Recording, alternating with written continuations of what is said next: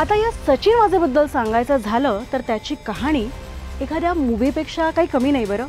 आता तुम्हीच पहा, एक पोलीस ऑफिसर ते suspend police officer, suspend police officer ते शिवसैनिक, शिवसैनिक ते बिझनेसमॅन आणि बिझनेसमॅन ते पुन्हा एकदा पोलीस ऑफिसर कम वसुली मॅन।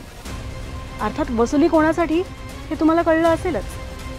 सचिन वाझेला पोलीस डिपार्टमेंटमध्ये 2-5 वर्ष नाही तर तब्बल 16 वर्ष, दीड दशक सस्पेंड करण्यात आलं होतं। त्याच्यामुळे सचिन वाझेपेक्षा उभाटात जास्त अस्वस्थ होते।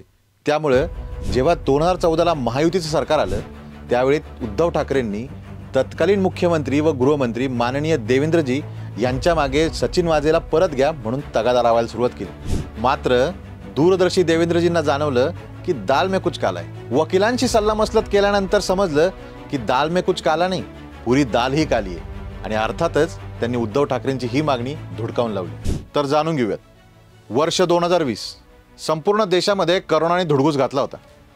सगळ्याच डिपार्टमेंटवर प्रचंड ताण होता आणि त्यामुळे सस्पेंडेड अधिकारी सुद्धा परत कामावर घेण्याचा निर्णय घेण्यात आला। नेमकं हेच तत्कालीन मुख्यमंत्री उभाटाच्या पथ्यावर पडले। त्यांनी त्यांचे जवळचे मित्र आणि शिवसैनिक सचिन वाझे यांना परत कामावर घेतले आणि 16 वर्ष सस्पेंड असणाऱ्या अधिकाऱ्याला क्राईम ब्रांचच्या CIO हेडची जबाबदारी देण्यात आली। त्यानंतर या सचिन वाझेला सगळ्या हाय प्रोफाईल केसेसचा इन्चार्ज बनवण्यात आला। कोणत्याच पत्रकाराला साधा प्रश्न तर सोडा, शंकाही उपस्थित करावीशी वाटली नाही। कोणालाच विचारावंसं वाटलं नाही की सस्पेंड असलेल्या सचिन वाझेला इतकं महत्त्व अचानक का दिलं गेलं। त्यानंतर काय झालं हे साऱ्या दुनियेने पाहिलं। अंबानी हाऊस बाहेर बॉम्ब मिळणं, त्याच्या इन्व्हेस्टिगेशनमध्ये सचिन वाझेचं नाव पुढे येणं, त्याच्या विरोधात सगळे पुरावे मिळणं, हा काय निव्वळ योगायोग नव्हता। या घटनेनंतर उभाटांचा पितळ हळूहळू उघडं पडू लागलं। सगळ्यात मोठा धमाका झाला जेव्हा खुद्द सचिन वाझेनं अनिल देशमुख आणि 100 कोटीच्या वसुलीबाबत खुलासा केला।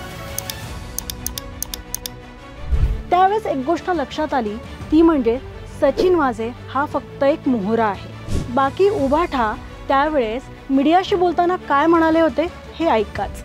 सचिन वाझे म्हणजे ओसामा बिन लादेनच आहे, अशा पद्धतीने त्याने जे काही वाटतंय ते कशासाठी असो। तर हा आहे उभाटाचा खरा चेहरा। सचिन वाझे त्यांच्यासाठी असा मोहरा होता जो त्यांची सगळी स्वप्न पूर्ण करणारा होता। शिवसेना, बाळासाहेब किंवा छत्रपती शिवाजी महाराज यांच्या नावाने मतं मागणाऱ्या उभाटाचं कालही एकच लक्ष होतं आणि आजही आहे, ते म्हणजे पैसा आणि पॉवर। जनता, विकास, मराठी माणूस हे फक्त त्यांच्या भाषणातील मुद्दे। प्रत्यक्षात त्यांना याच्याशी काही देणं घेणं नाही। असतं तर त्यांनी 2019ला जनतेच्या मताला किंमत देऊन महाराष्ट्रात महायुतीचं सरकार घडवलं असतं, पण त्यांनी महाराष्ट्रात महाभारत घडवलं। MBA बद्दलचा एक पैलू आज आम्ही तुमच्या समोर मांडला। दुर्दैवानं सत्य कटू असतं आणि स्वीकारायला अवघड असतं। बाकी सगळ्या गोष्टी तुमच्याच हातात आहेत, कारण हा देश आपला आहे, हे राज्य आपलं आहे आणि ते कोणाच्या हातात द्यायचंय हा निर्णय देखील आपलाच आहे। जय हिंद, जय महाराष्ट्र।